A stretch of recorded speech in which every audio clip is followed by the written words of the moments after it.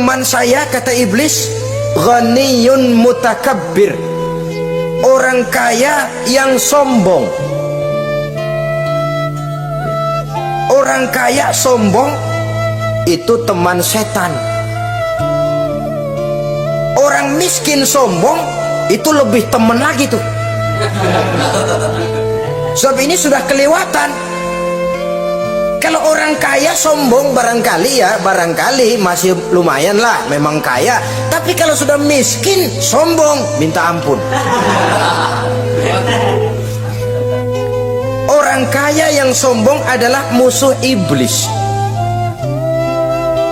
Sebab pada hakikatnya tidak ada yang kaya dalam kehidupan ini kalau sudah bercermin kepada apa sih yang kita punya. Nabi Sulaiman karena merasa menguasai antara masyrik dan maghrib, satu hari pernah mohon izin kepada Allah, ya Allah, saya mohon izin kepadamu untuk memberikan makan kepada seluruh makhluk-makhlukmu sekedar satu hari saja. Baik, satu hari Nabi Sulaiman mau menjamin menanggung makannya semua makhluk karena merasa kaya. Baik, kata Allah.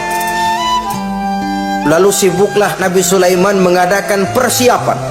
Seluruh bala tentaranya, jin, binatang dikumpulkan, mengumpulkan makanan yang sebanyak-banyaknya, diatur di satu lapangan yang sangat luas. Sebab ini yang mau makan tentu tidak sedikit. Sudah selesai persiapan, kata Allah, sudah selesai Sulaiman? Sudah, ya Allah. Nah, aku mulai dari makhlukku yang paling di bawah, ikan. Ikan Nun dipanggil oleh Allah. Rezekimu hari ini mau ditanggung Sulaiman. Naik, makan. Naik ikan ini. Sekali makan seluruh persiapan habis. Goleng kepala Nabi Sulaiman, beliau sadar lalu sujud, maha kaya engkau ya Allah. Boro-boro nanggung makanan semua makhluk hidup sehari, ikan satu nggak keurusan. Ini baru sekali makan, bagaimana nambahnya? Jadi apa sih yang kita anggap kaya ini? Maka orang kaya yang sombong pada hakikatnya kacang yang lupa akan kulitnya. Tidak ada yang kita bawa pada saat kita terlahir ke alam ini, sebagaimana juga tidak ada yang kita bawa pada saat kita meninggalkan alam ini. Harta kita akan pindah nama. Sebab itu yang perlu kita jaga pada hakikatnya tidak lain nilai-nilai iman, sebab ini yang akan kita bawa.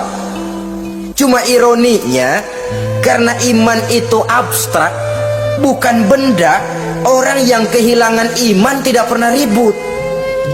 Sebaliknya, karena harta itu materi, benda konkret, orang yang kehilangan harta cepat merasa, cepat ribut.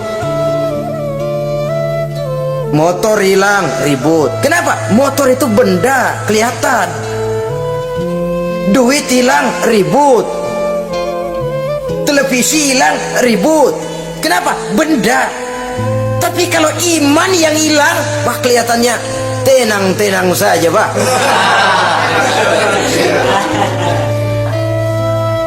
Padahal ini usaha iblis, bagaimana orang kehilangan iman menjadi kafir, masuk grup dia untuk menemani dia di dalam neraka nanti. Dia gelincirkan iman kita, dan kita sering tanpa terasa telah mengalami pergeseran nilai-nilai iman, kalau tidak tergusur sama sekali. Cuma saya katakan tadi, oleh karena iman ini bukan benda, orang yang kehilangan iman kurang begitu merasa. Padahal ini yang paling berharga. Sebab ini yang akan kita bawa menghadap Allah.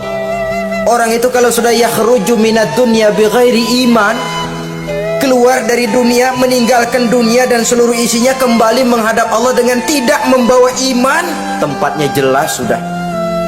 Itu yang paling kita khawatir. Pangkat jelas tidak kita bawa, harta benda akan pindah nama jadi milik ahli waris kita. Tiba-tiba iman yang cuma satu itu tempat kita bergantung hilang juga dari diri kita.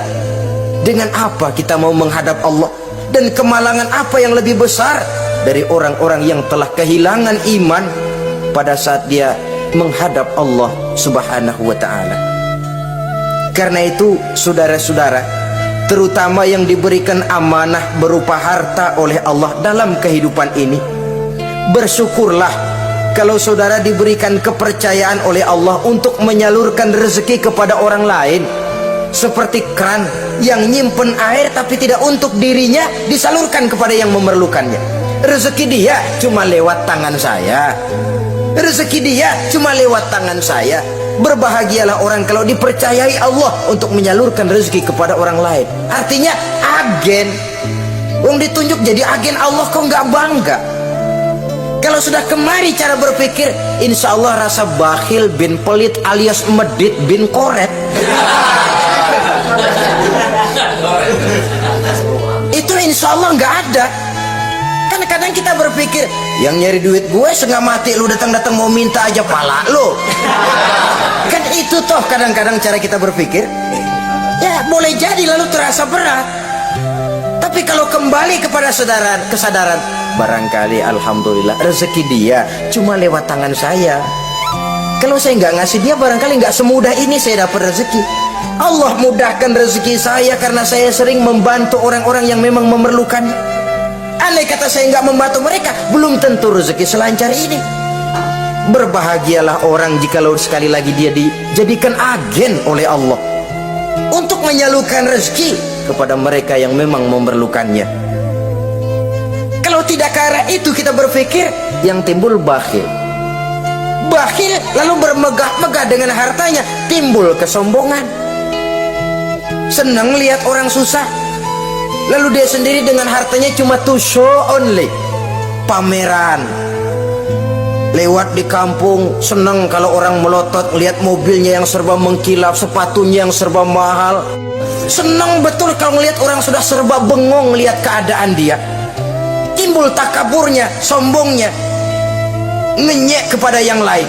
Maka orang kaya yang sombong teman iblis, teman setan. Setan senang betul. Sebaliknya secara praktis, orang kaya yang rendah hati adalah musuh iblis.